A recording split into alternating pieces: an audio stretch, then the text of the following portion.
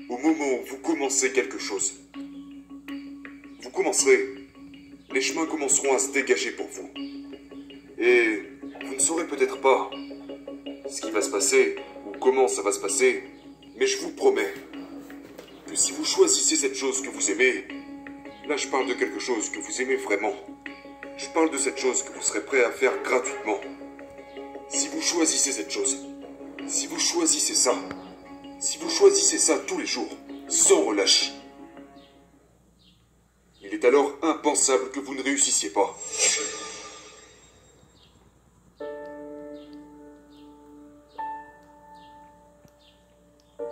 J'avais des troubles d'apprentissage et j'avais toujours du retard par rapport aux autres. J'étais toujours à la traîne. Et c'est le sport et d'autres choses qui m'ont permis de garder confiance en moi. Et j'ai détesté habiter en quartier défavorisé. Je détestais ne pas pouvoir m'acheter des chaussures de marque ou des belles affaires que la plupart des autres pouvaient s'acheter. Ma mère a commencé avec une situation terrible. Elle était extrêmement pauvre et elle s'était mise à revendre de la drogue pour se faire de l'argent. Ma mère a commencé à faire ça quand elle avait 14 ans. Un jour, elle a rencontré un gars vers là où elle habitait et, pour faire court, elle est tombée enceinte de lui, de mon père donc, et elle m'a donné naissance à l'âge de 16 ans. Depuis mon plus jeune âge, j'ai vu ma mère, combattre beaucoup de démons. Mais elle m'a appris à me battre, elle m'a appris à comment traiter les femmes, elle m'a tout appris et c'était tellement remarquable.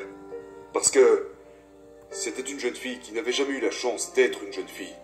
Quand elle était enfant, elle s'est fait agresser sexuellement par son père. Ce qui a poussé ma mère dans le monde de la drogue, dès l'âge de 23 ans, était le fait que personne ne lui est jamais venu en aide. Ce que je veux dire, c'est que, quand t'es enfant, tu peux marcher dans la maison et voir ta mère qui sourit.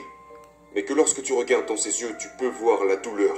Tu peux voir qu'elle sourit pour toi, mais qu'elle est blessée à l'intérieur, et qu'elle se bat quand même pour toi.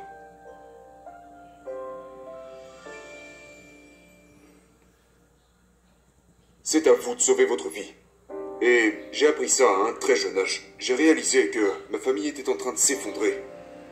L'arbre sur lequel tenait ma famille était pourri. Et je devais faire tout ce qui était dans mon pouvoir pour en replanter un nouveau. Donc même en tant qu'enfant, je n'ai jamais pu être un enfant. Et puis un jour, j'ai entendu mon entraîneur de football me dire « Will, si tu consacres ta vie à ce sport, tu sauveras la vie de ta maman. » Et cette femme, ma mère, m'a poussé, moi, un gosse qui ne savait toujours pas lire correctement à 16 ans, à aller à l'université. Elle m'a poussé à être spécial. Elle m'a dit « Écoute, tu ne peux peut-être pas lire.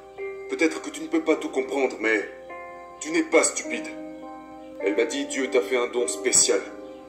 Il te faut juste un peu de temps pour réaliser ce que c'est. » Et j'ai trouvé quel était ce don le jour où je me suis retrouvé aux funérailles de ma mère. Mes frères et sœurs étaient muets. Ils ne pouvaient tout simplement pas parler. Et le premier discours que j'ai jamais prononcé s'est déroulé aux funérailles de ma mère.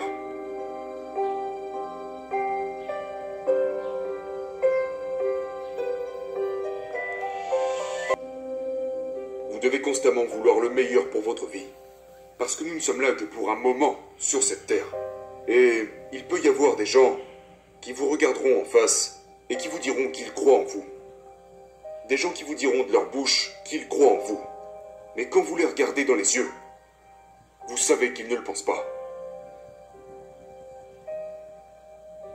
La croyance est ce qui fait briller et pousse les gens dans la stratosphère. Et je répète toujours aux gens, je ne suis pas meilleur que vous.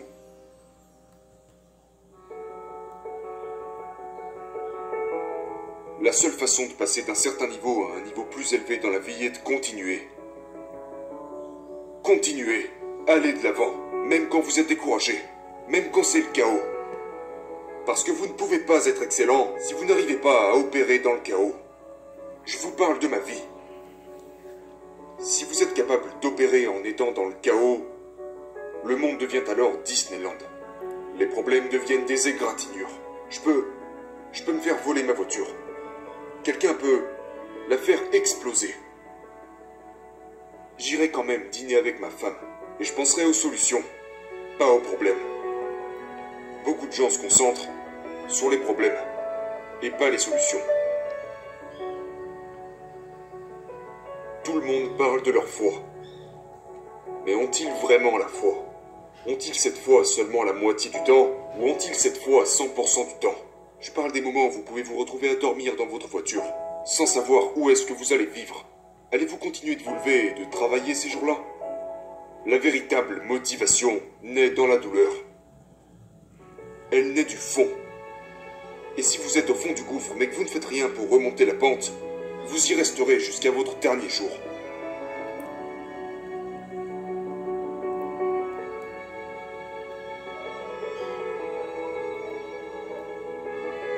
Je regardais toutes ces célébrités, tous ces gars à qui j'écrivais des messages privés, en espérant qu'ils me répondent. Ils ne l'ont jamais fait. Ça m'a brisé le cœur. Donc, je me suis fait la promesse que, quand j'arriverai à leur niveau, que plein de gens m'admireront, que plein de gens voudront parler, je répondrai à chaque message. Je répondrai à tous les messages que les gens m'enverront. Parce que j'ai été à leur place.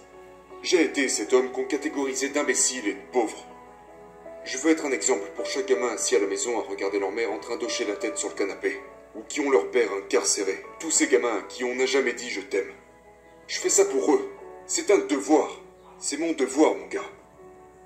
Si je meurs aujourd'hui, je pourrais mourir en étant un homme heureux. Parce que je vis pleinement ma vie. Je ne travaille pas pour l'argent.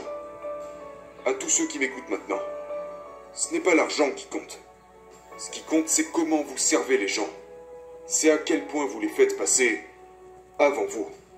Et je dis toujours aux gens, vous pouvez être attiré par ce que vous voyez sur les réseaux sociaux, la popularité, la Lamborghini, l'argent, vous pouvez être attiré par ça. Mais le sentiment que j'ai quand une personne m'écrit et me dit « Oui, tu m'as sauvé la vie », c'est comme si je recevais un chèque d'1 million de dollars à chaque fois que je reçois un message de ce genre.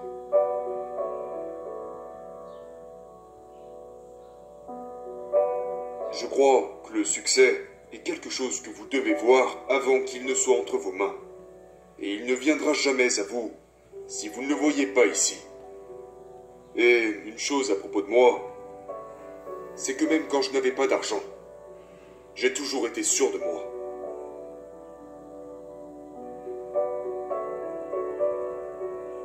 Au moment où vous commencez quelque chose, vous commencerez, les chemins commenceront à se dégager pour vous. Et vous ne saurez peut-être pas ce qui va se passer ou comment ça va se passer, mais je vous promets que si vous choisissez cette chose que vous aimez, là je parle de quelque chose que vous aimez vraiment, je parle de cette chose que vous serez prêt à faire gratuitement. Si vous choisissez cette chose, si vous choisissez ça, si vous choisissez ça tous les jours, sans relâche, il est alors impensable que vous ne réussissiez pas.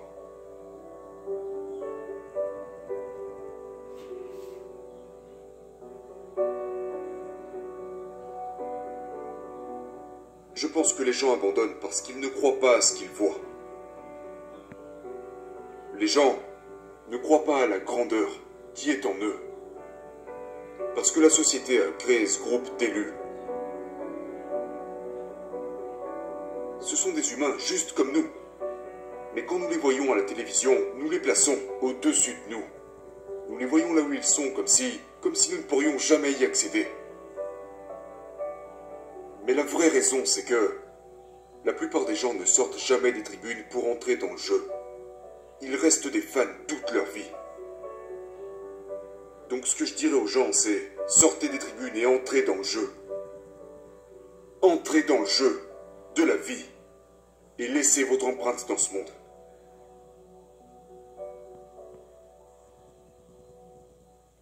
Chaque personne est faite pour vivre son propre voyage. Et vous êtes encore là à suivre le plan de quelqu'un d'autre. Chaque être humain sur cette terre possède son propre voyage. Et si vous ne vous concentrez pas sur votre propre voyage, vous n'apporterez jamais ces choses que vous êtes censé apporter au monde.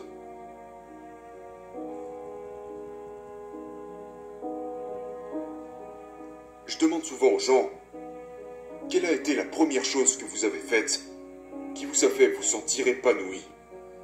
Certains pourraient répondre, Danser, certains pourraient dire, oh, un jeu auquel j'ai joué. Une carrière se construit durant l'enfance. Nos destins s'écrivent quand nous sommes enfants. Une femme m'a dit une fois, j'aimais tellement chanter quand j'étais petite. Et je lui ai dit, la raison pour laquelle tu n'es pas heureuse est parce que tu as arrêté de le faire. Mais si tu t'y remets, cette douleur que tu éprouves commencera à disparaître. Et tu retrouveras cette joie de vivre que tu avais quand tu étais petite. La raison pour laquelle les gens sont malheureux et déprimés est qu'ils ne font pas ce qu'ils aiment. Ils ne font pas ce qu'ils aiment, ils font ce qu'ils pensent devoir faire. Voilà ce que fait l'industrie et le monde du travail. Ils volent les rêves. Ils les volent. Et le monde est devenu tellement centré sur la popularité, les finances, l'argent, que les gens se retrouvent à compromettre leurs rêves juste pour survivre. Donc, quand je vois des gens dans ce monde aujourd'hui réaliser leurs rêves, ce sont des gens extraordinaires. Parce qu'ils ont pris la décision qu'ils ne feraient rien d'autre que ce qu'ils aiment, quitte à ne pas être payés.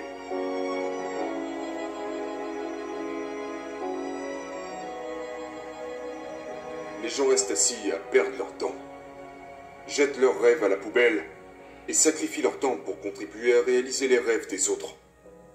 Et ils s'attendent encore à se sentir épanouis en rentrant chez eux le soir.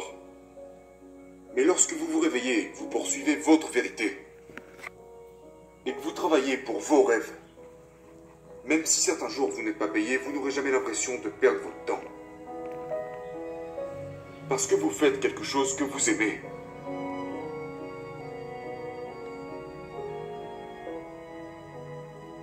Nous devons vraiment comprendre cela.